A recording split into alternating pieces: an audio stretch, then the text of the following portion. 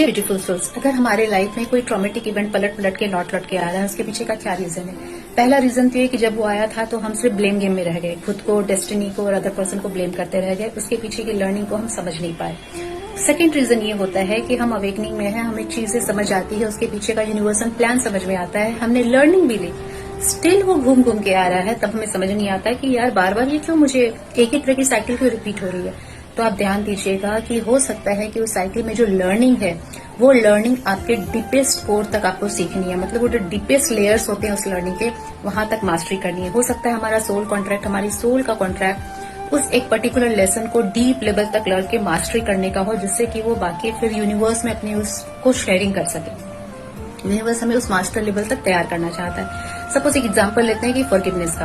आपके लाइफ में ऐसे ट्रॉमेटिक इवेंट आ रहे हैं जहां पे आपको बिट्रेयल, चीटिंग मिल रही है और आपको फॉरगिवनेस करनी है। तो फर्स्ट साइकिल आ सकती है जहां पे आपने सुना कि कोई आपके लिए बैक पिचिंग कर रहा है और आपने उसे फॉरगिव किया। ये फर्स्ट लेवल का है। तो आपने सोचा कि चलो मैं फॉरगिवनेस करना सीख गई, बट नहीं। अगर आपकी सोल की डीपर लेवल की लर्निंग है तो फिर एक और ऐसा सिचुएशन आएगा जहां पे बंदा सामने से आके आपको चीट करेगा। आपको पता है कि अच्छा सामने सामने चीटिंग हो रही है, स्टिल आपको फॉरगिव करना है। ये तो हो गई बातों की बात। अब बाद में हो सकता है कि आपको मनी लेवल पे चीटिंग करके आपको फॉरगिवनेस सिखाई जाए, बाद में रिलेशनशिप पे चीटिंग करके आपको लर्निंग सिखाई जाए।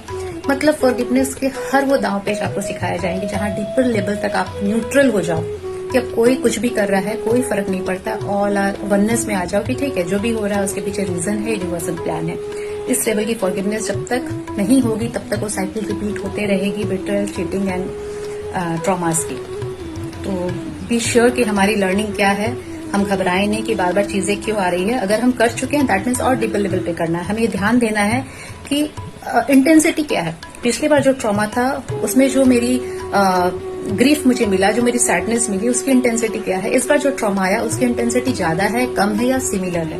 अगर सिमिलर है दैट मीन्स हमारी लर्निंग अधूरी रह गई। अगर थोड़ी सी इंटेंसिटी ज्यादा है दैट मीन्स हमें और डीपर लेवल पे जाना है। तो ये हमारी सोल की लर्निंग होती है, सोल का कॉन्ट्रैक्ट होता है। सोल एक्चुअली आती ही है इन सारे वर्च्यूज पे मास्टरी करने के लिए। अब डिपेंड करता है कि हमारी सोल ने किस लेसन को लिया है, किस वर्च्यू को लिया है मास्टरी करने के लिए।